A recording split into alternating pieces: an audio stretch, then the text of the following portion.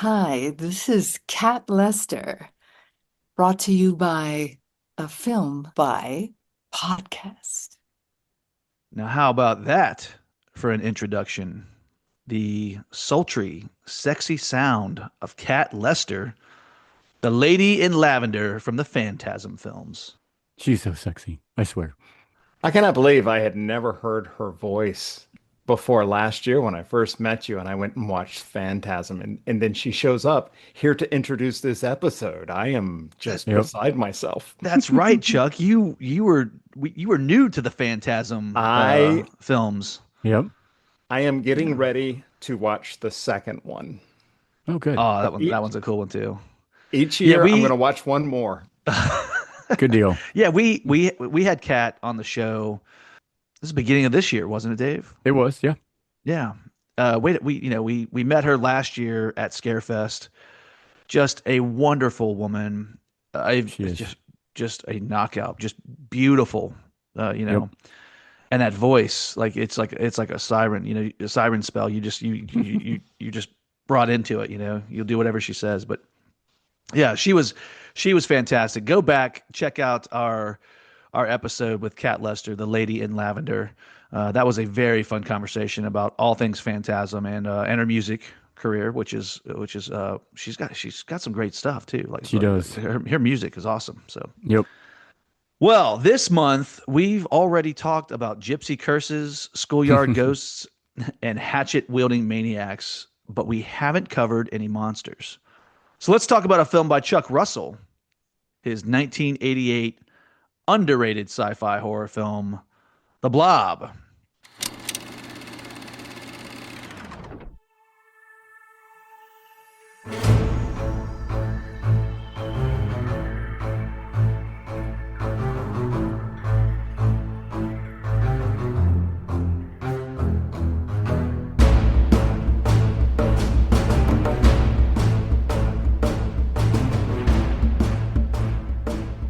I am Jeff Johnson, I'm David Burns. and it is a Film by Podcast. And Dave, sitting with us, we got Chuck sitting with us, not Chuck Russell, but Another Chuck. but when you can't get Chuck Russell, the director of the film, you go and get Chuck Bryan, who is That's right. the creator and host of the Cinematic Flashback Podcast, and a good friend of ours. Chuck, welcome back, man. Oh man, I am so happy to be here, but I got to be real honest. I am so looking forward to talking about The Blob. It is one of those movies that you asked if people should watch. I would ask if people should own. Hmm. So this I'm looking forward to this conversation tonight. Chuck's tipping his hand a little early. Like, I think we know what he's going to recommend, whether or not you should watch it. But Dave, let's all tip our hands early. You've been campaigning for this one for about 2 years now. I Can you have. tell Yeah. tell me tell us why? Because it's a really good film, man, and it's underrated big time. I sat down with my nephew. I said, "Have you ever seen The Blob from the '80s?" He's like, "No, what's that?" I was like, "It's a classic from the '80s, and people forget about it." So, I watched it a couple years ago, and I reached out to you and said, "Jeff, why have we not done The Blob yet on this podcast? Because it needs to be done." And Yeah, here we are. yeah. I think the was it last year? You're like, hey, let's schedule Chuck Russell, The Blob. I was like, oh, there's like 16 episodes already locked in. There's no room. He's like, and you were like, next year or I walk. That's right. It's locked in for next year. Dang it. Yeah. Oh, so how about a couple facts about Chuck Russell? I'm gonna have to say full names this whole episode because Yeah. people will be like, We get Chuck Bryan confusing. did that? The guy that did the cinematic flashback? He knows Frank Darabont? Yeah. So let's I talk was about just going to give you facts about myself, which okay. are insanely less interesting than Chuck Russell. Okay, I'm just going to be honest.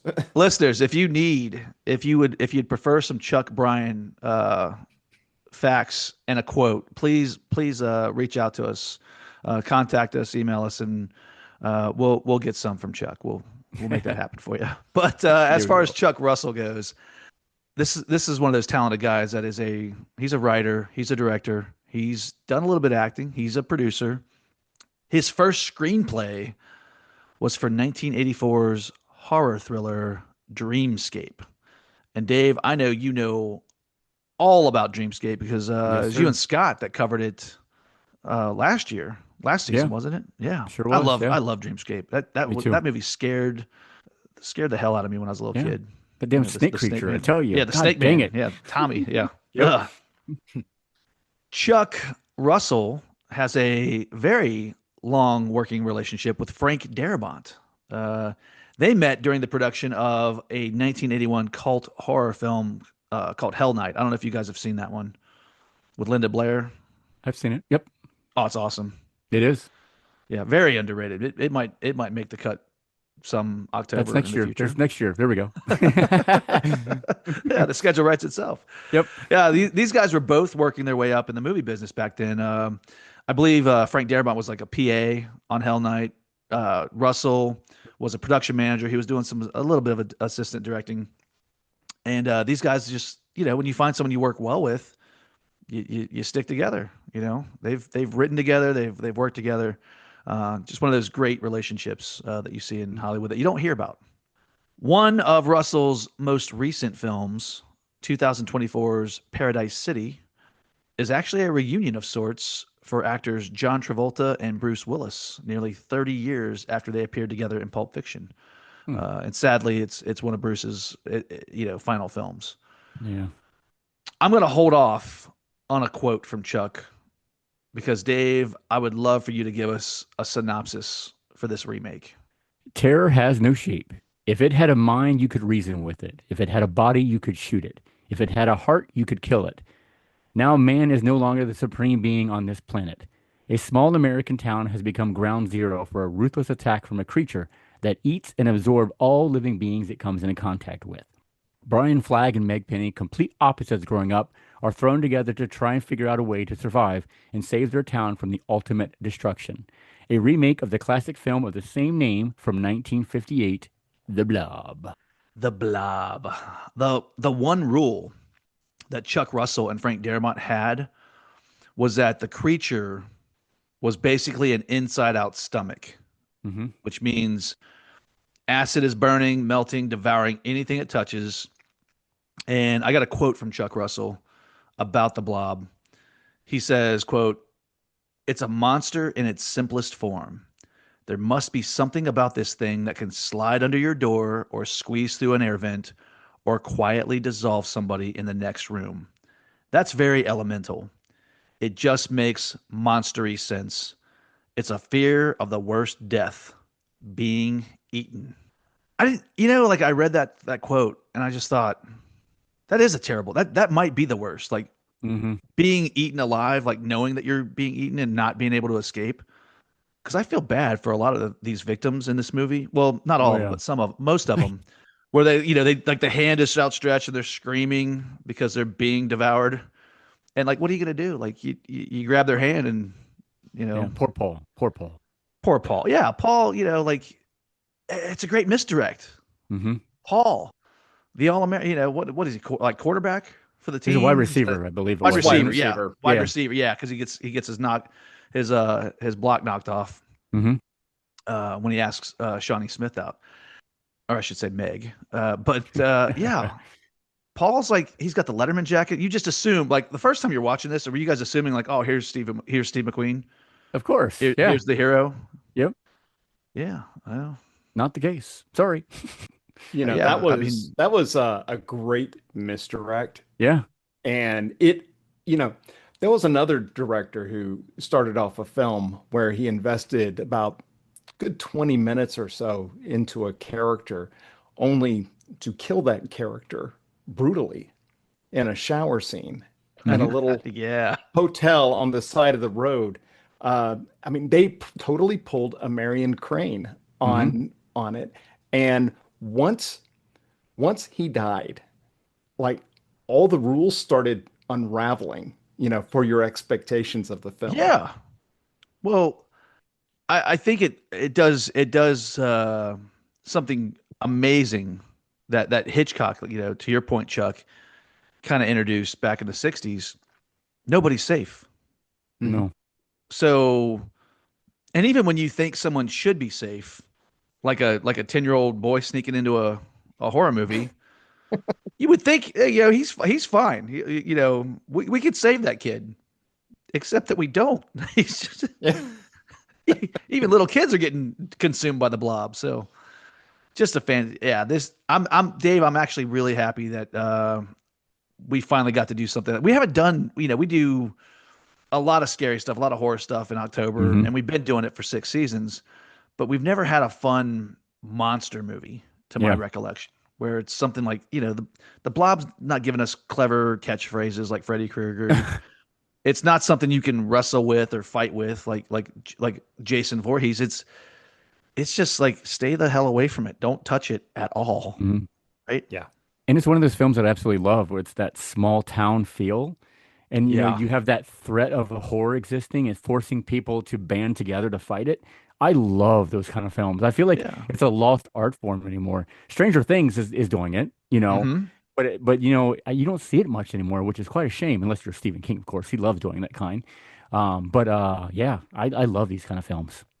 Well, let's take a quick break. And when we get back, we'll talk a little bit about the cast. Welcome back. Chuck Bryan is with us from the Cinematic Flashback Podcast. Chuck, we didn't really get a chance to talk about the Cinematic Flashback Podcast. Can we talk about this for a quick minute before we talk about cast? Yeah, absolutely. The cinematic flashback, we're rounding out the end of our very first season, and it has been a learning time for both Matt and I. And we've been able to stretch our wings in some places. And I think one of them that I was most pleased that both of you were involved with was our Jaws episode. Oh So Oh yeah. thank gosh. you for being on that. And if you haven't heard it, I invite people to go and listen to it because the thought of the show was, what have we learned that is new about Jaws in the past 50 years? And I would dare say that most Jaws aficionados are going to know everything about it. So we took it and said, let's get some podcast hosts who are quick on their feet.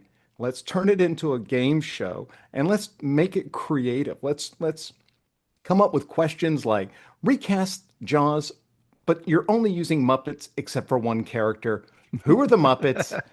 And who's the one person who is going to stay? And sometimes the answers would absolutely surprise you.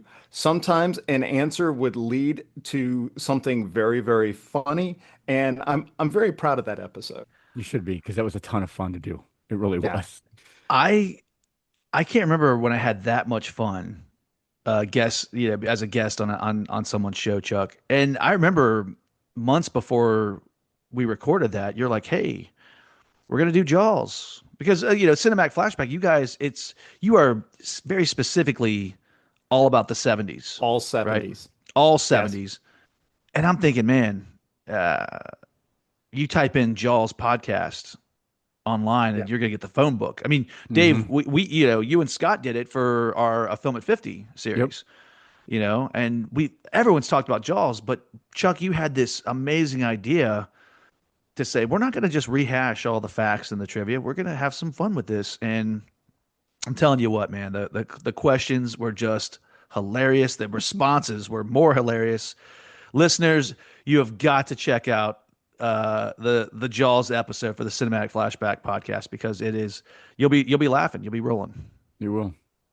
Lots of familiar faces and voices there. So yeah, you're Absolutely, gonna yeah. love it. But otherwise, we have tried to swim, if it were, away from the big name tentpole films, and we're trying to go and look at other films that are maybe lesser known. Sometimes we try to pair a month where we have like a really well-known film with a lesser known film to try to balance it out. But otherwise, we're exploring films that, for the most part, I always end up saying I haven't seen this film or I haven't seen it in, 30, 40 years. So Hmm. it's a good experience.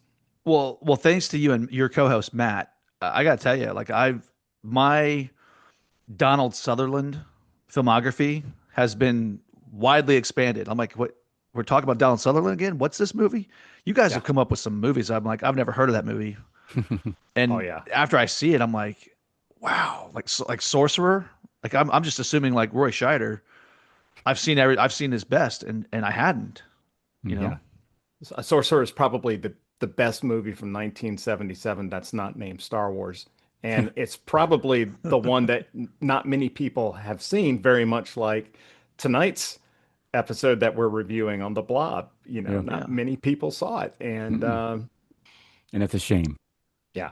Yeah. Well, Dave, I've noticed something weird, and maybe it's just me.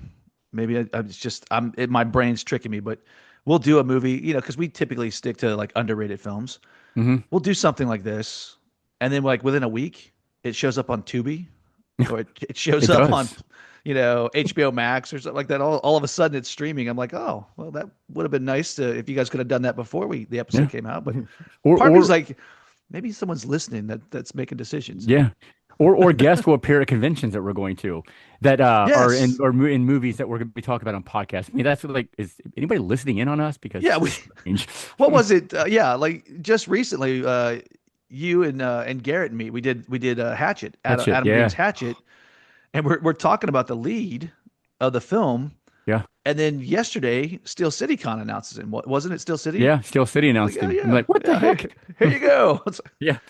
Yeah, I don't know. And All we were right, don't well, forget we were at Horror Hound too, and good old Shawnee Smith was there. yeah, Shawnee Smith, Oh, Yeah. I Chuck, gorgeous and nothing but fun. You should have seen the just how engaging she was with her fans. And I looked at Dave. I was like, "Look, man, we can talk to her, but it's probably going to be at least 2 hours before we Yeah. get close because Fair. she had attracted a huge amount of people at this Huge. thing. Yep. Yeah, kind of like the theme was Saul, like they had Tobin Bell, they had Shawnee Smith. Um, Dave and I were, happy with we were there for Halloween, because the lovely PJ Souls was there, Nick Castle was there. We got a chance to hang out with them a little bit and talk, and I know Dave was happy about that. Oh yeah, it was. oh, I saw the pictures of PJ Souls. That was awesome. Thank you.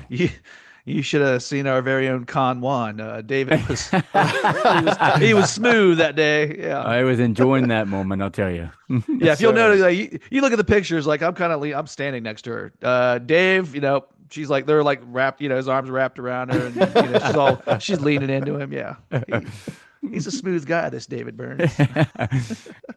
Speaking of smooth guys, let's talk Kevin Dillon. He's actually the lead. The lead male. Yeah.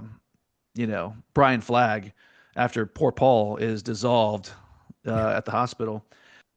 So I got to ask you guys something. I sent you guys a picture here. If you'll take a quick look at it, and Dave, you and I talked Mount Rushmore of slashers, on the Hatchet episode. I want to talk about Mount Rushmore for 80s actors with mullets, because I think this mullet that Kevin Dillon has is glorious. And if you look at the photo that I sent you guys, I mean, let's talk Mount Rushmore. It's Sylvester Stallone, it's Mel Gibson, it's Kurt Russell. And my question is, having watched The Blob from 1988, Hmm. is it Kevin Dillon or is it Patrick Swayze? Oh. Like, who are you guys putting on this on the as the fourth face of this mullet monument? I mean, doesn't it have to be Patrick Swayze? I mean, even though Kevin Dillon has got a heck of a mullet in this film, without question, but doesn't it have to be Patrick Swayze with the I others think that are on that monument? I mean, kind of come think on. it does. Maybe. Yeah. What do you think, Chuck? Well, I would probably lean more towards Patrick Swayze just Okay. because I am crazy about Swayze, but you make a good argument. Yeah. This hair that Kevin Dillon has is glorious, and the entire time he's filming this movie, he hates it because he did grow his hair out a little bit, but it's also it's extensions. Him and Yeah. Shawnee Smith are both wearing hair extensions, so I had to bring this up because I'm like, Wait a minute. Is That it- I don't does that see how- change the answer? No, You see, well, it is Patrick Swayze. See? it's got to be Swayze, I guess. But Yeah. when I went back and watched it the second time, I was like, where's the? I mean, who's doing the hair on this movie? Because You can't that's see a it. magnificent mullet. It's perfect. Yeah. I mean, think about it. He's on that Triumph motorcycle like several times, and it's blowing in the wind all majestically. He looks fantastic. Dave? How do you feel about Kevin Dillon in this movie? Oh, I thought he was great, man. I mean, I remember him from Platoon, obviously, when he played Yeah. Bunny. But no, I thought he was perfect in this. It was another one of those examples where you're getting that kind of a misdirect with him because you think he's going to be this punk guy who doesn't care about anything, and he does kind of. Don't get me wrong, but he has a heart, and you Hmm. see that come out throughout the film. So everyone is taking him as this bad guy that is always going to get in trouble and just is a criminal, when in fact he's a softie, man. He is because Yeah. he helps Meg and cares about her. I mean, at first he's like, I don't want anything to do with it. A cheerleader? Come on, man. Yeah. Yeah. He No. even says he's like a cheerleader. Yeah, Come on. cheerleader? No. But no, he's a softie, man. And I love that aspect, how they turn his character around in this. Chuck, Kevin Dillon, is it fair to say he's a little Han Solo in this? And I'm very glad you brought that up because he has the most Han Solo white shirt Yes. that flips over. Yeah. That I mean, it's such a stylized shirt. The first time I watched it, I'm thinking, what is this a puffy shirt? But no, the second time, I totally thought Harrison Ford, Empire Strikes Back, and Yes. it was a glorious shirt. So yes, I am getting Han Solo vibes all the time on that one.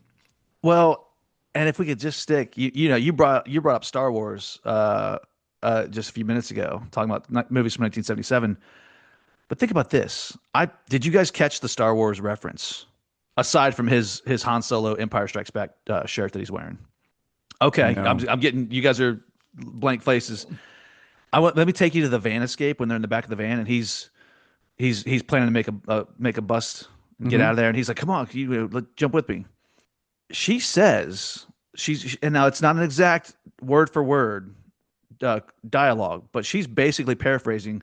She says, "Take care of yourself. It's what you're good at." And when she said that to him, and then he jumps out of the van, I was like, "Wait a minute, where didn't didn't Luke say that to Han Solo in Star Wars?"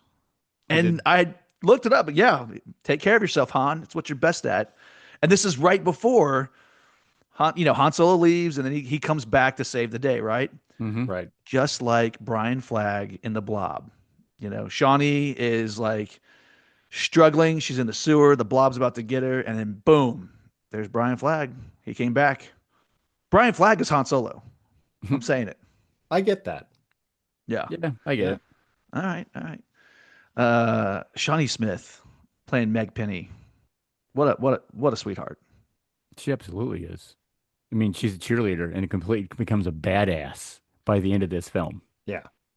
Well, if Kevin Dillon is pulling some Han Solo action, I think it's fair to say that she's definitely pulling some Sarah Connor action Oh, absolutely. Without question. because she's I the hero, Hmm. right, Chuck?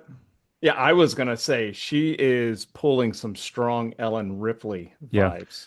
I mean, Oh, even better. she starts off as Ellen from Alien, and by the end of it, she's Ellen from Aliens. Yeah.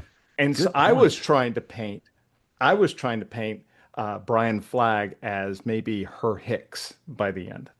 Don't know if I you're gonna did. follow me there or not. Hey, no, listen. I'm listening. 1986 Aliens. Yeah, you got my attention, man. So Yeah. I didn't even think about that. Wow. Yeah. I'll say this too. It's an 80s horror film, so we just are waiting for these two to get together. Hmm. They're gonna become a thing, right? They're gonna have their moment. Nope. And respect, they don't. They just hug. There's Yeah, no, it's a hug. yep. Yep. It's a hey, we survived it hug. Hmm. Now, to be fair though, she did spend a chunk of the movie in the sewers, like swimming through Right. the sewers. So maybe she's not ready for like the embrace that he's hoping for. But I know I think their chemistry is amazing, and it's definitely one of the things I enjoy most about this film is their chemistry. Hmm. Hey Dave, Yeah. you mentioned Bunny Hmm. from Platoon. Hmm. First of all, thank you. As one of my favorite movies from 1986, I loved Kevin Dillon in that. And I don't know if you picked up. Meg says something. She says, Oh "Come yeah. on, you can do better than that." Did you catch that? I did. That quote. That Yep. was Hold Bunny's on. last That's Bunny's last list. line. Yep. Yep. You're right. It is. Yeah. That's Kevin Dillon's line from Platoon. Platoon. Yep. Hats off to Chuck Russell and Frank Darabont for this script Right. because I agree. I mean, it's packed with so many little Easter eggs, and I'm not even we won't even have time to go into all the Stephen King references No. that Frank Darabont packed into this thing. But if you haven't read The Stand or you haven't seen the Stand miniseries, either the new or the old one, you're probably missing out on that. But there's a lot of Stephen King in there. You guys are both shaking your head, so yeah, we Absolutely. all saw it then. Okay, Yep. all right. There's plenty of people we could talk about from American Graffiti to RoboCop to Playboy Centerfolds, but we'll try and be brief. One, Joe Seneca. Oh yeah. Chuck, Dr. isn't Meadows. Dr. Meadows. Chuck, isn't he supposed to be like the first time I saw this, I was like, oh, this guy, he's here to save the day. He's going to help us. Whenever the government shows up 50 minutes in an 80s film, it's never a good thing. I mean, No, it's not. If anything has taught me, it's when the government says we're here to help, I'm a little suspicious. And but it's so good seeing Joe. Every time you see him, I just get taken back to Crossroads. Do you remember that film? Y'all covered that in the 86. That was part of our 1986 series. Love Crossroads. Yeah. Love that one. But Yes. he shows up and it leads you down the road of he's here to help, right? But then you begin to reveal more and more that there's maybe a little bit of a nefarious reason for why they are there. And another curveball there to us. yeah. Yes. Yep. And I do want to talk about that, but to Chuck's point, I can't remember a single moment where government agents in hazmat suits showed up to a small town and it was going to be okay. I'll tell you right now, Dave, the first time I hear like an air raid siren or one of those tornado sirens, Yeah. if I go outside and I see one hazmat suit, I got the bug out bag. I'm throwing it in my truck and I'm driving out. I'm gone. I am gone. I am leaving. Yeah. Because they're always like, "Hey, we're quarantined. We're just here. We're here to help." Yeah. And if anything has taught us, from movies, from E.T. to Outbreak to Return of the Living Dead, when you see the hazmat suits show up, don't follow in a single file line. Don't get in the back of the trucks. Don't go to the shopping mall that's now the meeting area. Just sneak away. Get out. Be like Brian Flagg. Have your trusty ratchet still with you. Yes. Unlock that door and get out of there. And go. I am jumping out of the back of the truck 10 times out of 10 because Yes, you're sir. not going to get me. Yeah. Nope. Jeff, I I want mentioned to throw RoboCop. Oh, go ahead. No, go ahead. No, I just want to throw somebody out there, just throw a little love to Dayton at Docking Bay 77. I want to mention Art LaFleur as the pharmacist because he played Captain Sears in Cobra. Okay, I was like, I don't know where you're heading with this, but it's a Cobra reference. All right, Yes. I'm in. Yeah. Well, we get that fun, it's that fun little nod, like the jock goes into the pharmacy and he's buying condoms and talking about the girl he's going to score with, and then it's actually the pharmacist's daughter. Yeah. Yeah, Art LaFleur playing Mr. Penny. They Always got fun to see so that much guy. mileage. This is where the script is smart. Okay, they got so much mileage out of that joke. Yeah, they did. The first mileage is when Scott Jeske is purchasing the condoms, and Yes. he is offered by the pharmacist whether he wants regular or ribbed, and he chooses the ribbed. And of course, at that point, Del Close, who plays Reverend Meeker, shows up, and so he's embarrassed. So immediately he's pointing over, saying, "Oh, they're not for me. They're for Kevin over there. I'm buying it for him because he's going to score with this girl, right?" So that's funny, right? But then the payoff comes about 5 minutes later, when Kevin, who is probably doesn't really realize what Scott was saying, meets Meg's dad, and who is it? It's the pharmacist. It's And the all he can say pharmacist. is ribbed. Ribbed. Yeah, they're driving later. Shawnee Smith's like, sorry about my dad. I've never seen him act like that. I don't know what's going on. And he's like, I'm gonna kill him. Oh yeah. Oh man. We mentioned RoboCop. Paul McCrane, who's one of those that guys. He's Yep. Deputy Briggs in this. Yep. And if you're wondering, like, well, who did he play in RoboCop, listeners? I'm talking about was it I think it was Emil. Emil. He was the Emil. guy that gets the toxic waste on his face. He's known as the melting man, you know. Yeah. Don't touch me. Yeah.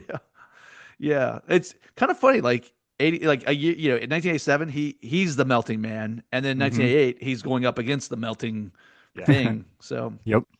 I like Paul McCrane though. I remember him first. I think the first time I ever saw him was Rocky 2. He had just had a small role where Rocky signs his cast leaving the hospital. So I like that guy. Another actress I'd like to point out real quick, because I think it's a fun character. Sad to see her dissolved by the Blob, but Chuck, I know you probably recognize her since you guys are the expert on 70s films. Dave, I'm sure you recognize her because you're a big Ron Howard guy. Candy Clark playing the diner, like she owns the diner, Fran. Yeah, American Graffiti. And American Graffiti. Yep. she was also in, I think, The Man Who Fell to Earth. Another Oh, was she in 70s that? flick. Okay. Yes. Mhm. Yeah. She is, I gotta tell you, because I went back and watched a clip from American Graffiti. And of course in The Blob she's older, right? But she's still just as cute. Oh, she's adorable. She has aged. She looks great in this film, and she if there's any kind of touch point of safety, you feel safe with her. She's the waitress in the diner when Brian and Meg come running in. She's the one that, oh, we're closed, but I can make you a sandwich. I can give you dessert. And you feel really comfortable with her. She gives off a vibe like we know Brian, Kevin Dillon's character. He's the rebel in town. He's always in trouble with the law. He's in trouble at school. But when he comes in, he's like, "Oh, come on!" And she's like, she's almost like motherly to him. Mm-hmm. I really enjoyed that. I hated her death scene is awesome, but I hated that it was her death scene. Is that fair? Does that make sense? Like I hated seeing her get eaten up by the Blob, but Yeah. And the fact how they quickly threw in Sheriff getting killed too, right there. Right. oh, okay, like immediately, So like what?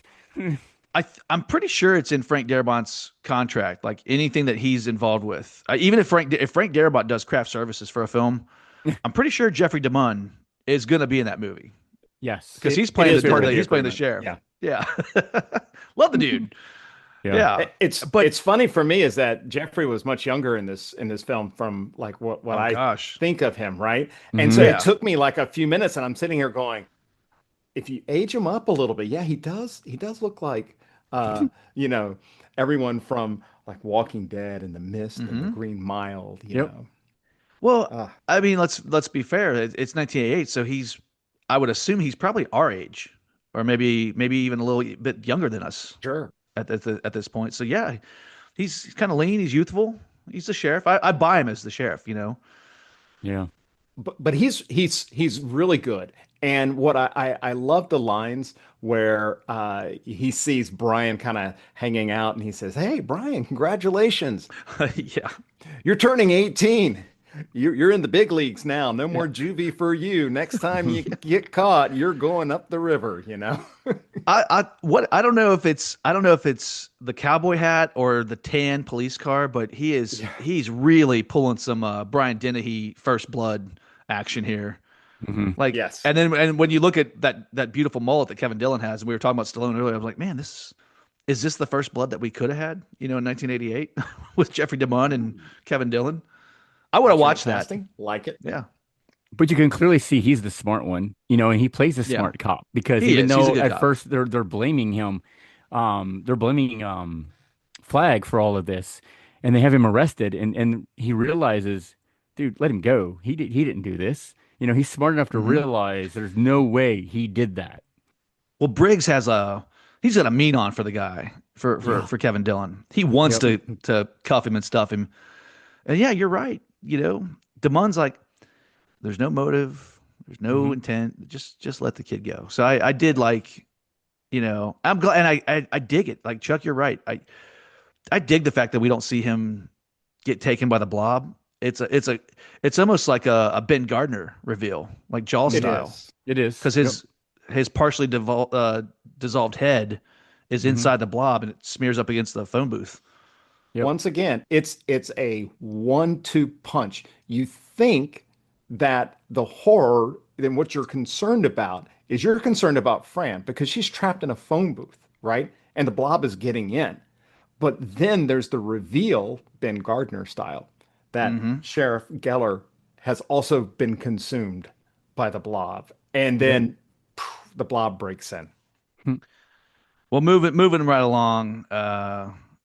Just because I said Playboy Playmates, just for some listeners that are curious, we do have a quick moment with Julie McCullough.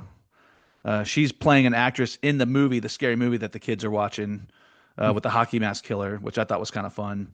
Yeah. And then Erica Liniak, I think she's playing Vicky. She's Hmm. up at like Sweetheart's Hill or whatever with the other guy, who's a Scott scumbag. Jeske. He Yeah, gets Scott what he Jeske. deserves. He gets what he deserves. You know, Yep.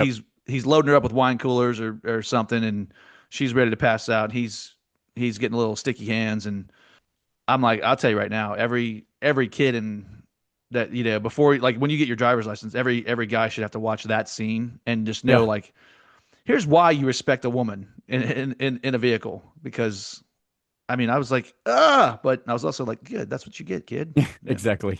Can I take a moment though to admire Scott Jeske's trunk Yeah. of liqueur? He had a The mixer bar in that there, he- man. Fine I, imported liqueur. Yeah. I listen. That was If there's that one was thing that hilarious. he's doing right, it's the trunk, Chuck. Yeah. Well, he's got the trunk. He's got all of the different class rings, you know. So you know, poor Vicky wasn't the first young lady he's taken Yeah, up there and given his high school ring to. But he is a total skunk. Yes, he's he a is. scumbag. He got what he deserved. One more person I want to bring up specifically because this is 1988. Sharon Spellman is playing Mrs. Penny, Hmm. and you know she's your typical 80s mom, right? She's married to Art LaFleur, but I was watching like the moment where, you know, poor Paul has been dissolved, and like, okay, well, we don't believe Shawnee Smith that this creature exists, so let's just give her a Valium and let's put her to bed. And the mom's giving her that generic, pointless advice, and everything will be fine in the morning, sweetie. You know, you'll still be the head cheerleader, and everything's great. Don't worry about anything.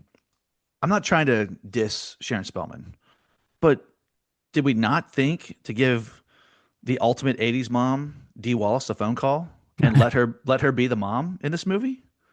Where's Dee Maybe she, Wallace? It's 1988. maybe she was busy. I don't know. But Dee Wallace, Dave, we've talked about E.T. Yeah. We've covered Critters on 1986. If there's one mom that knows how to take care of aliens or alien invaders in the 80s, it's Dee Wallace. Yeah. I just feel like Dee Wallace it could have lifted this movie up even more. Not that it needed lifting, but sure would It would have been okay with Dee Wallace. it would have put it over the top if she was in this. Yeah. For sure. You know. Now, I'll give Sharon Spellman credit though, because I don't know if you guys recognized her, but she did play, in addition to this movie, she did play another famous mom in the Hmm. 80s. Uh, Chuck, she just happens to be she played the mother of one Johnny Lawrence, the hero of the Karate Kid. Yeah. Here we go with that conversation again. I'm not Oh, gonna get into it. I'm not gonna get into it, but just pointing out, I was like, hey, it's Mrs. Lawrence. That's kind of cool. Jeff, I want to point out a couple things. A couple actors. You know how I love to bring everything back to Star Trek. Oh, here we I, go. I wanted to dig just to make sure that I had a couple people that were in this film that were actually in Star Trek projects. And of course, there are a couple. Actually, Frank Collusion is in an episode of Deep Space Nine that we're covering on Phasers, that we recently covered on Phasers. Yeah, you guys He just plays covered it, Hope. didn't you? Yeah, he plays Hope in this, the projectionist at the theater. He plays Dalek in Star Trek Deep Space Nine for 2 episodes, and he played the same character in Star Trek: The Next Generation. Also, Robert Altrick plays Jennings. He was in an episode of Star Trek Voyager. So there's my Star Trek love because everything comes back to Star Trek. I do want to point out one more person in this film, and this is one of his early films. He's soldier number 2 in the sewer, and Oh that's yeah, Bill Moseley. Bill Moseley, Yep. who we love, well, in pretty much everything that he's ever done. Yeah. But great character actor. Return of Living or Night of Living Dead, the remake that Tom Savini did. He played Johnny. Um, I think a lot of people know him now as Otis from the Rob Zombie films, the trilogy. Yep. House of a Thousand Corpses and The Devil's Rejects. Man, we've talked to him once or twice. He's a staple at a lot of these horror cons that we've been to. Mm-hmm. Yep. And just he's the nicest guy though. He's He so really cool. is. Yep. Yeah, when I had completely forgotten that he was in here. So when that soldier shows up in the sewer, I was like, that looks like Bill Moseley. I was like, it's not Bill Moseley. And then he started talking. I was like, that is Bill Moseley. So yeah, thank you, thank you for bringing him up. Another one, Meg, her little brother. I'm talking about Shawnee Smith's character. Don't remember his name, but that's the little kid from Return of the Living Dead Part 2. Yep. That Michael discovers the terminal. Michael Kenworthy. Thank you, Chuck. See, Yeah, that's why. Yeah. That's why you always, if you're gonna have a guest, you get a guest that comes prepared. Chuck's got all the answers. So. Yep. Hey, I have somebody that I mentioned earlier, but I do want to spotlight him a little bit. Would be Del Close as Reverend Meeker. Mm-hmm. So I first remember Del Close from the movie The Untouchables. Mm-hmm. Had the great line. Hey, you think you guys are untouchables? Everyone can get. Yeah. But he also has roles in Ferris Bueller's Day Off as the English teacher. Oh, that's right. but what is interesting more about Del is that he is very famous in the Chicago world of improv comedy. In fact, he has been an influence on John Belushi, Bill Murray, Gilda Radner. He was the Saturday Night Live house metaphysician, whatever that means, back in the early season, the first seasons of Saturday Night Live. So Del Close, when he died, he wanted to have his skull donated to the Chicago Improv Troupe to play in Hamlet. That is a little bizarre, but also kind of cool. It was cool. It didn't happen, but they still play into it that it did. So I like that. Guys, let's take a quick break, and when we get back, we'll talk a little bit about the film's background, and we'll talk about some scenes. Maybe we do like a little bit of a Best of Blob type action. I like that. Best of Blob. All right. We'll be right back. Welcome back. Let's talk a little bit about the film's background. It's 1986. New World Pictures buys the rights to remake The Blob. Chuck Russell, Frank Darabont, they get involved with original producer Jack Harris, who produced, he was one of the producers on the original from 1958. And they're like, hey, he's done the assistant directing thing. They've both been writing. They've both been production managers, PAs. And now they're starting to think, hey, people don't want to hear our pitches for our original stuff, but maybe they'll be inclined to go for something that they know can bring people in and fill a movie theater. So they're going around town pitching The Blob. They land at New Line Cinema, who aren't exactly convinced, but they listen to Chuck's pitch for a new Nightmare on Elm Street movie that would go deeper into Freddy's world with the idea of Dream Warriors battling him. Nightmare on Elm Street 3, Dream Warriors, is a financial success, and now Chuck Russell has the clout to get The Blob greenlit, which he does. And the rest is history. So, Dave, you mentioned this small town vibe that this movie has. We a lot of us grew up in these kinds of towns. It's actually a place called Abbeville in Louisiana. And we got our friend down there in the bayou, James Buckley, who has Yeah. he's one of our biggest Patreon supporters. He's been on the show before. Amazing guy. He gave us some fun details about the the the on location information for Hatchet because it's down there in Louisiana. But I asked him, I reached out, I said, hey man, what can you tell me about Abbeville? And he said, hey, it's a very nice little town and very steeped in the Cajun culture. It's close to Avery Island, home of Tabasco hot sauce. And oh, by the way, Abbeville is also home to the annual Giant Omelet Festival. So I'm talking about Abbeville with James as we were talking about Hatchet. So I was trying to pull a little misdirect. So James, obviously we're if you're listening, we're talking about Abbeville because the Blob was filmed in Abbeville. So Yep. the next time you go to the Giant Omelet Festival, or you want to get some Tabasco hot sauce, you might want to do some film locations, like check out the multiplex and check out the town square and maybe that bridge that he jumped, on his bike. Speaking of that, the bridge jump, my favorite part about that is it's the fist pump. Yeah. You know what I'm talking about, Chuck? Mhm. He Remind at me. the beginning. Okay, so at the beginning of the movie, he's Brian. He's on his Triumph motorcycle, which, by the way, Steve McQueen was huge with Triumph motorcycles. Mhm. So I like that. That's a nice little nod to Steve McQueen from the original Blob. But he doesn't make the jump the first time. Bangs up his bike, and that's why he has to fix it. But the second time, when he's on the run from the sinister government agents, he makes the bike jump, Evil Knievel style. And when he lands, it's not for anyone watching. It's just for him. He does the John Bender Breakfast Club fist pump. That's a move, man. It's a move. I like it. Speaking I of, thought he was actually saluting the people that were chasing him. Oh, okay. One finger, but Yeah, the one it finger was hard to salute. see. Yeah, go back. He's just fist pumping. I think it's cool. It's a cool move. Well, I just want to point out that at the beginning, again, this film is very well structured. There is the beginning. It starts off with you see basically a ghost town, and it's going through showing all these buildings, and there's nobody there in Abbeville.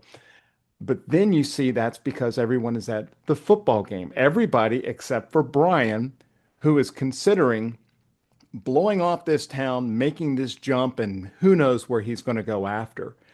But from the language of cinema, how they set this up, they start to cut the cheerleaders going, go, go, go, as he's Mhm. revving up and he's going through and he's making the jump. And of course, he hears the engine sputter, and we all realize that we wouldn't have much of a film if he made the jump so early Mhm. in the movie.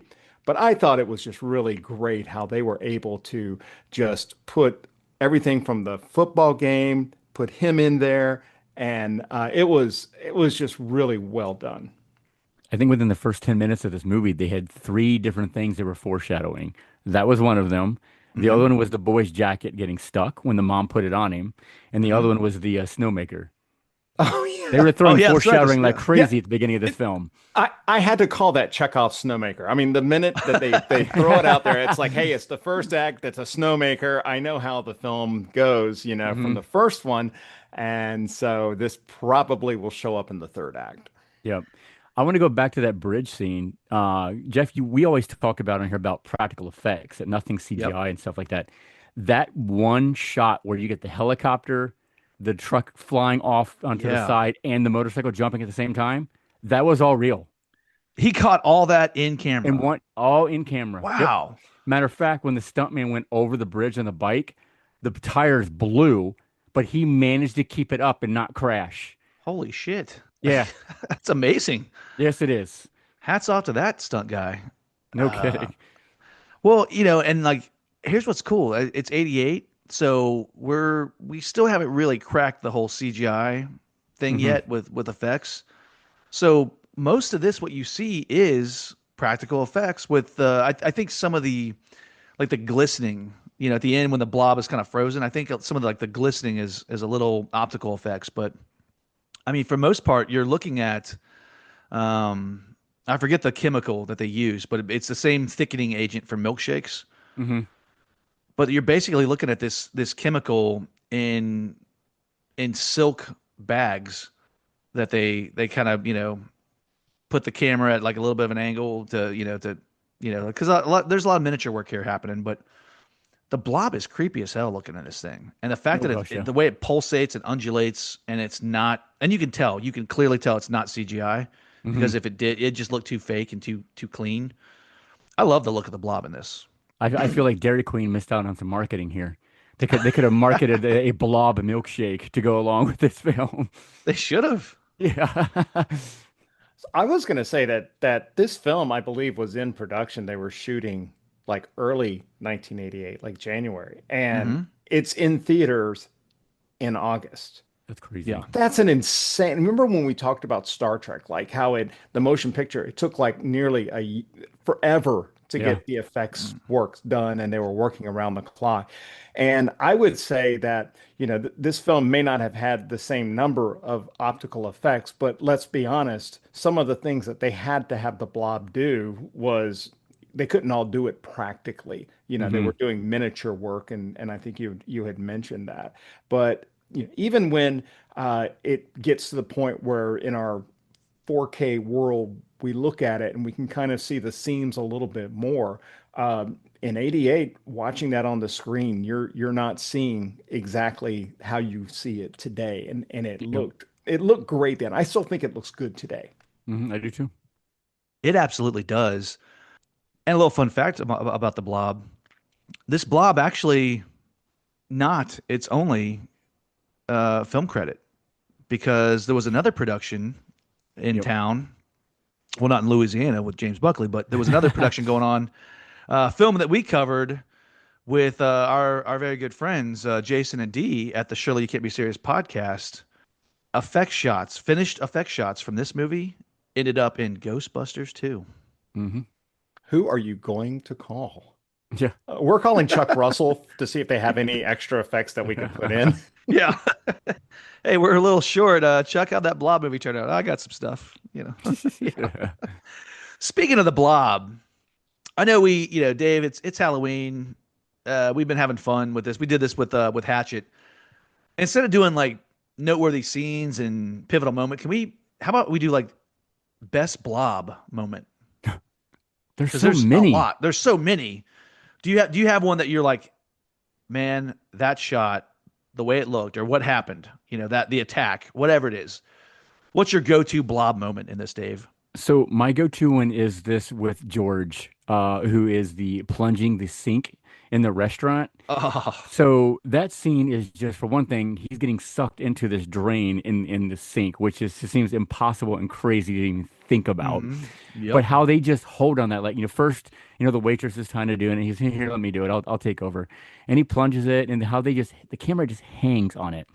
So like the water's bubbling up a little bit, you know what's coming, you just do, and then he like reaches down inside there, and it takes his time trying to figure out, and then finally it does grab him a little bit, and he comes bursting out, grabs Yes. him, and then yanks him down into that pipe.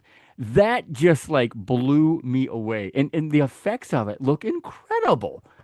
The effects in that moment specifically, it's almost like Carpenter's The Thing Yes. because this blob kind of it's a little tentacly here and Hmm. there, which creeps me out. But the what makes that moment great is the misdirect because Chuck Russell is doing all kinds of misdirects. Like, Hmm. we were just talking about the beginning of the movie, like looking like a ghost town. The horror movies teach us like, oh, this is what's left of the town. Now we're gonna go back and see the story. But nope, this is present time. We're just at a football game. Anytime you see someone stick their hand into a drain, a sink drain, if it's a horror movie, someone is like someone's gonna pull the switch. The things Yep. that they're gonna get their hand all just mangled, right? Yep. So and like I know something bad's about to happen, but I'm not even thinking about the blob sneaking up under the drain. I'm just thinking, oh, he's about to, the disposal's about to chew his hand up because you're an idiot because you stuck your hand in the drain. You never do that. Grab a spoon, grab something and stick it in on it. Don't do that, people. Especially if there's a blob in there, Chuck. That that is a I didn't realize. I thought it was just a Chuck thing, but it turns out that sinks and drains is kind of a universal claustrophobia of what can be down there, Yeah. and Uh-huh. you're reaching down, and in this case, it's something reached back out, and holy cow, he pulls out his hand, he looks, he's got a little bit of the blob on there, like what's going on, and then Oh, boom, Yeah. his whole face gets grabbed and he gets uh, pulled down. And you're looking at it. Okay, so you're thinking about this, that this is physically impossible, Yep. right? For to be pulled down, a human being to be pulled into a drain pipe. And you see the drain pipe expanding, yep. Hmm. but you realize, well, he's also being dissolved at the Correct. same time. And that is Yes. what's causing him to go down the drain. Yep. Wow. That's an excellent scene. It is. If you did not take that one as your great blob expectation, that was going to be mine. Yeah. I, Okay. I was I was watching this with my nephew who had never seen it before. He hadn't even heard of the Blob, as I mentioned. So when that scene happened, like I turned to look at him, his jaw was wide open when that whole sequence was happening. And he's like, "Did that just happen?" I'm like, "That just happened."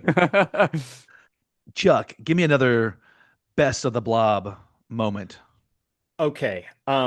So I had a not to do a Scott here and give you two or three, you know. Oh, here we So go. so Here so we I'm, go. I mean, I did have the whole sink scene in there, and I think we've already talked about the phone booth.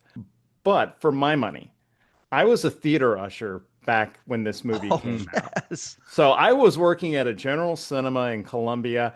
I was able to see this film for free when it opened up, and for me, the best Blob scene in the movie is the throwback and to the original Blob, and that is the scene in the theater when the Blob starts to pull the obnoxious theater Yes. patron up because Yep. we all want to do that. Now it's just people with their phones on is who we want to get pulled up. But then it goes into this whole strobe light sequence where we see this incredible scene of Meg seeing this one of the other cheerleaders, I believe, and she rolls her over and half her Oh face yeah. just kind of Hmm. Oof. peels right off, right? But the blob is starting to pull people up left and right, and people are running from the theater just screaming, trying to get out. And it was just such a fabulous homage to the original film It that it was. has to be one of my favorite scenes. I'm with you on that. Even it gets a little bit of a Gremlins feel to it. Like when Hmm. they're trying to escape out the steps into the alleyway and the blob's right behind them chasing them. I got Hmm. total Gremlins vibe right there too. Yeah. I think you guys got them. We the theater attack, the sink drain devouring, and then the phone booth for poor Candy Clark. But I think my favorite look of the blob is probably David's guy Hobb from Star Hmm. Trek when he's calling for like, hey, there's no AC, and when the theater manager shows up in the projection booth and doesn't see him, but then looks up and the blob is all over the ceiling, and what's left of this guy is like kind of peeking out of him. Yeah. I'm like, I'm out. That's horrific, Ah, absolutely horrific. and the Once effects it were so incredible in that scene. I mean, the whole movie they're incredible, but that particular scene and it, man, it never once looked fake. No, no, not at all. Yeah, they did another great setup for that reveal because one of the characteristics of the projectionist is he has a yo-yo, right? Yeah. Yes, And so that's the theater manager comes up, and the first thing that makes him look up is that the yo-yo comes down. Yep. yeah. Oh, It's it's so perfect. brilliant. Uh, it's so much joy seeing this film. It's It just so really well is. done. It's so well done. I Hmm. cannot believe that this film, like I think it had like what, a $10 million budget, and I think Hmm. it grossed like eight on it, Yeah. Which is a which is shame. just a crime. It It's a is. crime. And I don't know who to blame for that. I might be looking at TriStar because not only were they the production company, they were also the distribution, which is responsible for the marketing of a film. And I just Mhm. have to believe that they did not do a great marketing campaign for this film because they had a winner on this. Yeah. Well, I know it changes hands a couple times, right, Dave? Like from New World to someone went bankrupt though, and TriStar just kind of picked up the pieces. I think you're onto something there, where they just were like, just Just throw get it it out, out there. Yeah. just get it out there. That's a shame when that happens, especially when you have such a good film like this. It didn't have enough marketing, I'm sure. Didn't have enough backing for it, and that is just quite the shame. It really is. Jeff, I want to talk about one other one. I know I'm pulling a Hoffman here, but Yeah, yes, you are. you kind of mentioned it earlier. This is something else my nephew picked up on when they were in the sewer, and the blob grabs Eddie, the kid, the Yeah, 10-year-old, and my nephew's like, they don't kill kids. I'm like, yeah, they do. And what another thing, what I love that they did with the filmmakers is the fact, yeah, it grabs him and he disappears under the water. They could have ended it there. Oh no. Oh no. We need to see the kid coming up out of the water being dissolved. Okay. They just took that scene and just took it over the top with that. it's it's the sewer, right? Yeah. Shawnee Smith is dragging these two kids through the sewer, trying to escape the blob, and when Eddie gets pulled in, that should have been the it. You're right. That should have been it. And then when Yeah. Shawnee dives back in, and I'm like, please don't open your eyes. Please don't open your mouth. You are Ooh. in the sewer. And Let me Eddie's all remind in you. there. Yeah. But she comes back up, and it's like, you just assume that she's going to have the kid, right? Right. Nope. Mm. Nope. He pops back up all blobified. Ugh. And I'm Mm. like, I can't believe they just blobbed a 9-year-old kid. Like, Yeah. what was his crime? You know, annoying theater guy and like pervert on Lookout or Makeout Hill. Like, I want them to get it, but Right. not poor little Eddie. Right. Yeah, but okay, so Eddie's cinema sin, right? Uh-huh. Was he was the bad influence on He Kevin. was. He Ah, was the yeah, you're guy. right. He was like, my brother is a theater. It's got people. The movie. It has people getting killed, but there's no sex or anything. Come on, it's all Mhm. good. So Yeah, he's the bad influence on you're the right. good Kevin. Yeah, horror film. Like we need teenagers to to do drugs or to have sex. They have to pay for these sins that these as you said, and we don't have Yep. any of that. But this kid, I guess he was the chosen one. So He was a martyr. he Sorry. was the martyr. Sorry, Eddie. Uh, guys, let's take one last break before we wrap up. Unless you are listening to this episode on our Patreon, because if you're listening, we're going to talk all about the original Blob, its sequel, and maybe some other creatures that ooze. So we'll be right back. And by the way, you don't have to wait. Come over, join us. Go to www.patreon.com/a film by podcast. You can sign up for a free 7-day trial. And if you like what you hear, just let that ooze into a monthly subscription. You can get it for as low as $3 a month. We have got tons of exclusive episodes. Dave, you've got a film at 50 Yep. series. It's not, that's the only place you can get it is our Patreon, right? Yep, that's correct. Yeah. 10 for 2 with Andrew Blakely. We've got exclusive episodes, 1986, the bonus stuff. It's all there. So check it out. Come over and join us. We'll see you there. And if not, we'll see you in 90 seconds. Welcome back. We have been over on Patreon during this break. And what was 90 seconds for you was like, well, it wasn't 90 seconds for us. We had a great conversation about the original Blob from 1958. Chuck educated us on the mostly unknown Beware. sequel, Beware the Blob from what is it, 1979, Chuck? 1972. 1972? Yeah. And then that just, when Chuck's in town, you just can't stop. The ball was rolling. We ended up talking about the meteor from Creepshow. We talked about the tar monster from Creepshow 2.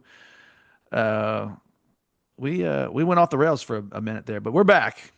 So let's talk about Chuck Russell and what we would suggest. So if someone has just watched the 1988 Blob Hmm. and they said this guy's movie was awesome, what else has he done?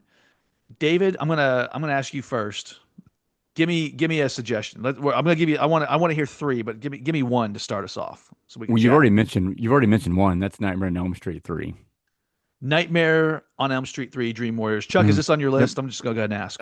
It's definitely on my list. Okay, my list too. You got to watch 1987's A Nightmare on Elm Street, Dream Warriors. This is Chuck Russell's directorial debut. Hmm. Dave, you're a big fan of the Nightmare on Elm Street series. Where's this rank in your world? Uh, Probably my second favorite one, to be honest with you. I agree. Mine too. Yep.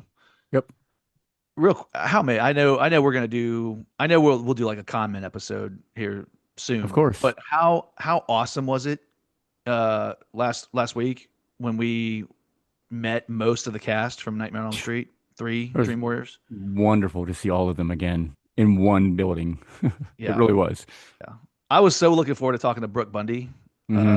who she did the show last year. We talked catnip with Tiffany Helm We love and Brooke. Niles Garcia. Yeah, we love Brooke.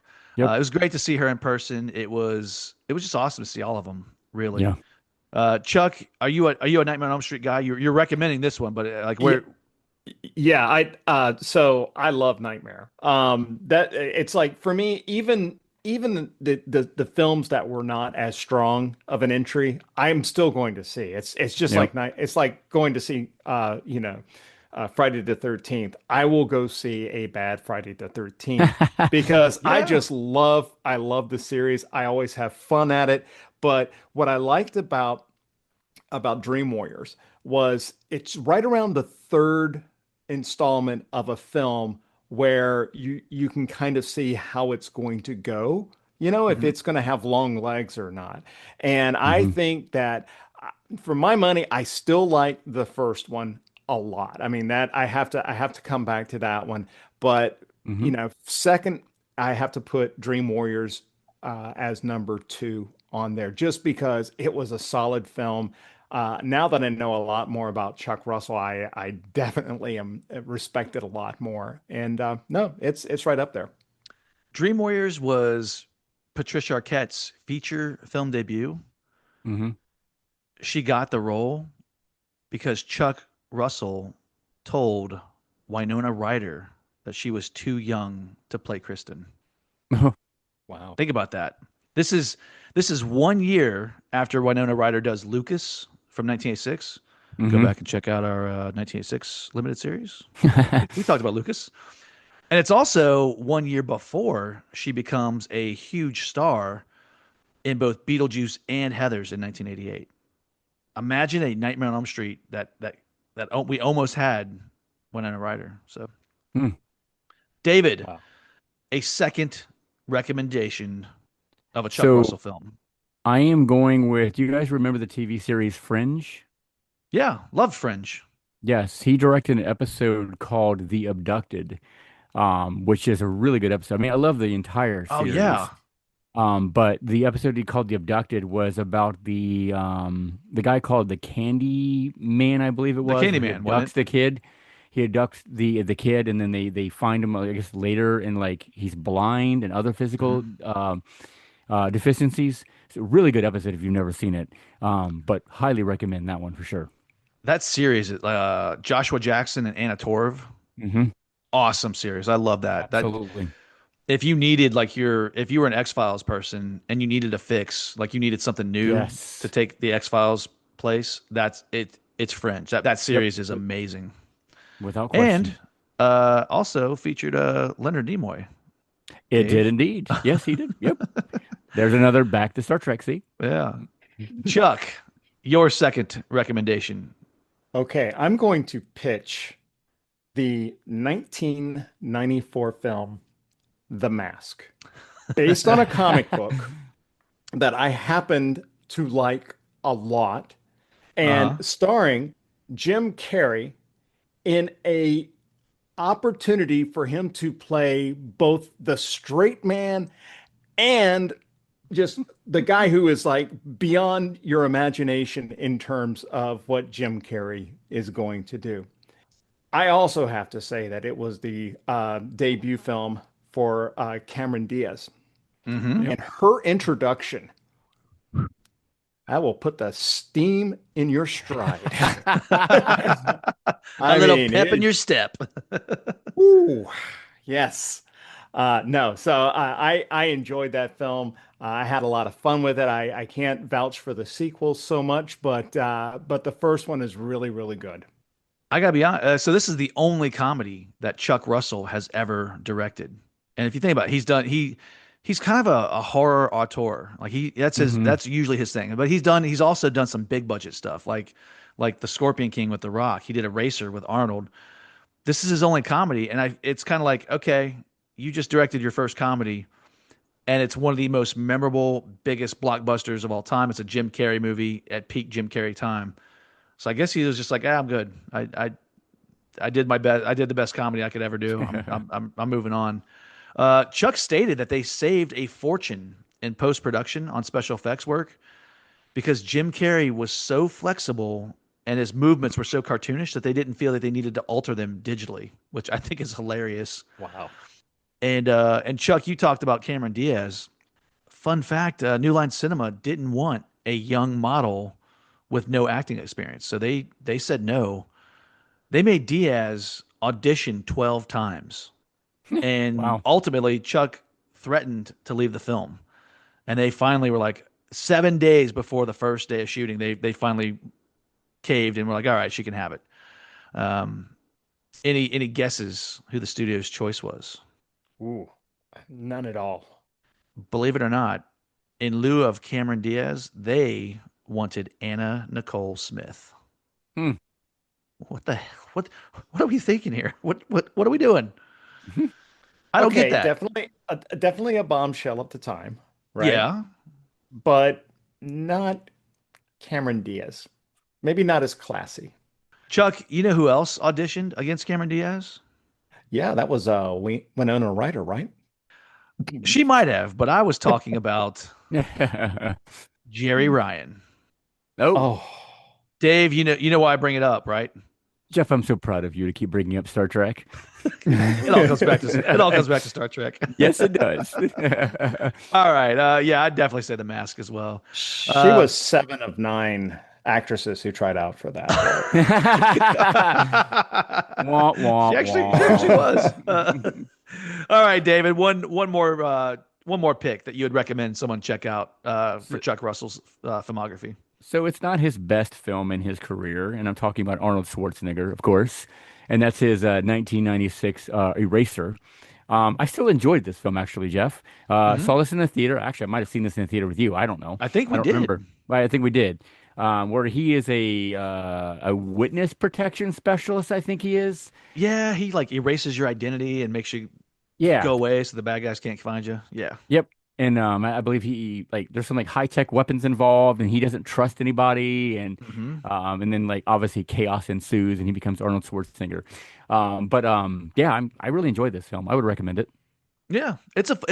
Listen, if you like Arnold Schwarzenegger, if you like any of his movies, you like all of his movies. Oh yeah, It's kind of absolutely. like it's the difference between having pizza in a nice restaurant or ordering it, delivery, or buying one from the supermarket.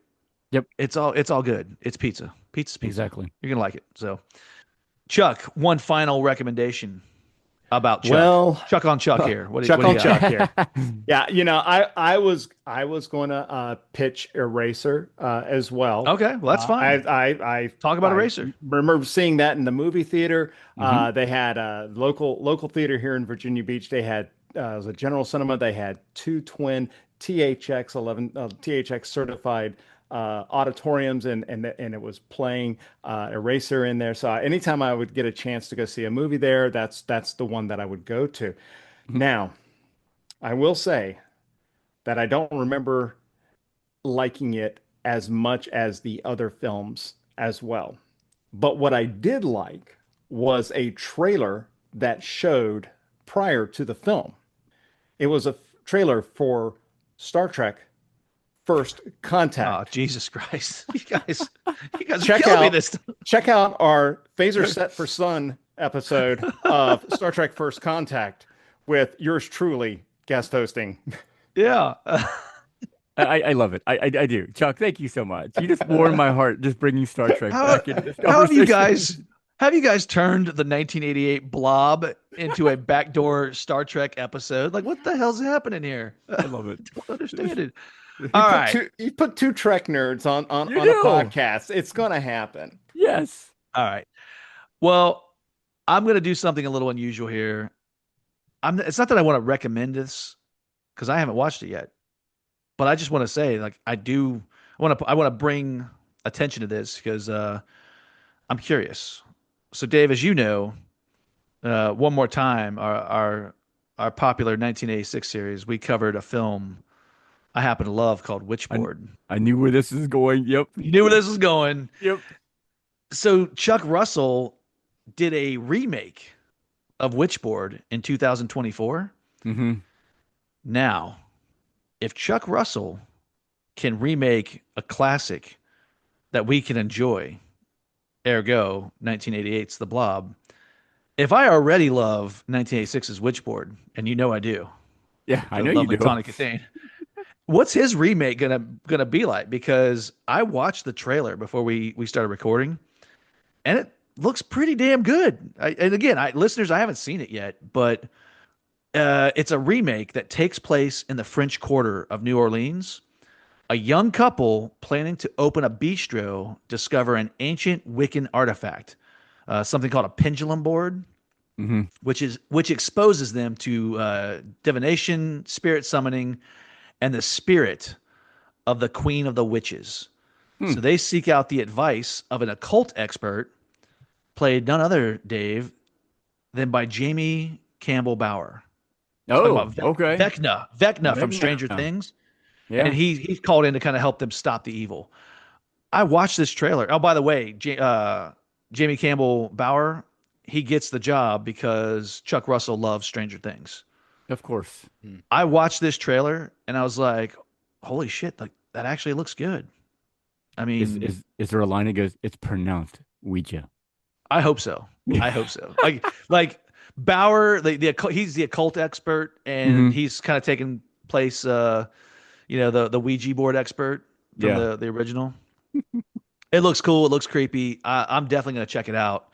Um, I don't know. It I could be will good. now that Chuck Russell directed it, because I really didn't know he directed it until I was looking at Yeah. his list. I was like, well, I didn't see the movie, so I can't, say anything about it. But I don't know. I'm curious. I'll check it out. When I remember a while back, they talked. I read that they were remaking Witchboard, and I was like, rubbish. You can't remake what is too good to be remade. Oh boy. I Let's don't not go want to down that hear. road. I don't. Well, just listen. You don't remake The Godfather. Don't remake Wizard of Oz. Right. Don't remake Witchboard. That's all. That's all I'm saying, man. Where's Scott Huffman when I need him? Go back and check out our Witchboard episode. Scott had some. He had some thoughts. You did too, Dave. Yep. I was a man without a country in that episode. You guys were a little cruel, but I'll tell you what, we cannot be cruel to the 1988 remake of The Blob. Nope. I feel like a remake like this, you have to up the ante. And this version Hmm. is darker, it's gorier. It introduces a sinister government conspiracy about the Blob, which Chuck kind of educated us on. So now it's man-made. It's not from out. It's not an alien from outer space. I think this movie's awesome. I love it. Hmm. Chuck, your thoughts as we close up on the Blob? So, 1988 me walked into the theater with my employee pass with nothing to lose watching this film. And I came out and I knew that I really liked it. I had a fun time. I had a fun time maybe in the same way that I had fun watching movies like Stand By Me, but also there were a lot of other B movies in the 80s that are just a lot of fun to watch. But this one being a B film was a little bit more elevated. And 25-year-old me watching this last Friday, remembering how much I enjoyed this, I'm watching the opening credits. And as soon as I see not Chuck Russell's name, but I see Frank Darabont, because Yeah. Frank Darabont, his name is one I connected with. Everything from The Mist, which in my opinion is one of the darkest endings of a film that I've ever seen. Oh yeah. If he had just Hmm. waited 2 more minutes. And then I was a a fan of the comic book The Walking Dead, and I thought Frank Darabont's direction in that series was really good, even though there were disagreements with AMC, and I hope they got all that sorted out since then. But the direction that the show was originally going in, I was very excited because of his work with Shawshank Redemption, The Green Mile. He's a name that I could trust, and so Yep. seeing his name show up at the beginning of this, suddenly I'm like going, okay, now I understand why I liked it. And then researching and going back and looking at Chuck Russell, just if I was to stop at Dreamscape, you know, Hmm. that right there, as far as writing, that was a great flick. But then looking at Dream Warriors, that was another one that I wasn't aware of that he had done. And of course, I had picked out The Mask, and he was also a producer, right? Hmm. So he produced one of my silly favorite films of 1986, which was called Back to School. Yes. So Yep. the Triple Lindy. So Yeah. another great film, which yeah, I have y'all covered that? Yes, we had a great time talking about Back to School, starring William Zabka, who also played Johnny Lawrence in The Karate Kid. So But that was a setup question because the Back to School episode was the very first film by that I listened to. you're kidding me. Nope, Okay. And that was think my about that, very Dave. first one. He stuck around. So, And he stuck Yeah, around. well, That's a good thing. well, we're glad you guys have stuck around. This one, we went long, but It's worth it. This movie sometimes deserved it. you gotta go a little extra, Yep. And I'm glad we did it for the Blob. Listeners, what do you think of the Blob? Have you seen it? Have you seen the original with Steve McQueen?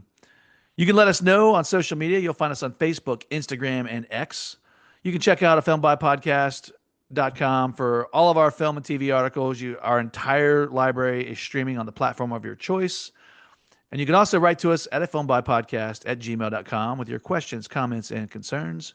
We may just read your response on the show and send you some of Film by swag. Chuck, always a pleasure to have you show up and talk Star Trek when we're doing a Star Trek episode. Always a pleasure to have you talk about Star Trek when we're doing a movie an episode about the Blob. So, Chuck, what do you guys got cooking over there on Cinematic Flashback? Oh man.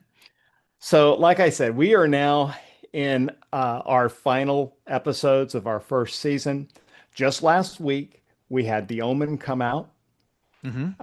And a couple weeks before that, we had our Andromeda Strain episode out. Next, on November 6th, we have Apocalypse Now. And joining me for that is my coworker, Erin Mullinex, and her husband. Erin, she joined me on the Superfly episode. And actually, that episode has turned out to be my fifth most downloaded episode, which is crazy. Doesn't Um, surprise me. The Superfly episode was fantastic. I love that episode. Again, exploring movies of the 70s, films that you don't know about. People are recommending. If you recommend a film to me, I'm going to ask you to come on. And so, with that, I'm also going to remind you, Jeff, that we are going to be talking about The Deep. I am ready to talk about Nick Nolte and Louis Gossett Jr. I might even have some comments about Jacqueline Bisset and scuba diving in a white T-shirt. You never know. Yeah. You never know. I'm sure you will. This is the I'm reason why sure I you will. recommended it, right? I just like Peter Benchley, man. I'm Jaws. It all comes back to Jaws sometimes too. So yeah, great stuff that you guys. I love the Cinematic Flashback listeners. One fun thing, if you haven't seen their Facebook page, anyone can give you like a little screen grab and tell you a little factoid. But Chuck does this awesome thing where it's like Topps trading cards. I don't know how you do it, Chuck, but I Awesome. love Yeah. I love the Topps trading cards. I love seeing them show up in my feed on social media. Those Yep. things are fantastic. Yeah. Absolutely. Thanks. I appreciate that. For all of you listening to the show, following us on social media, subscribing to our Patreon, and checking out the Cinematic Flashback podcast, we thank you.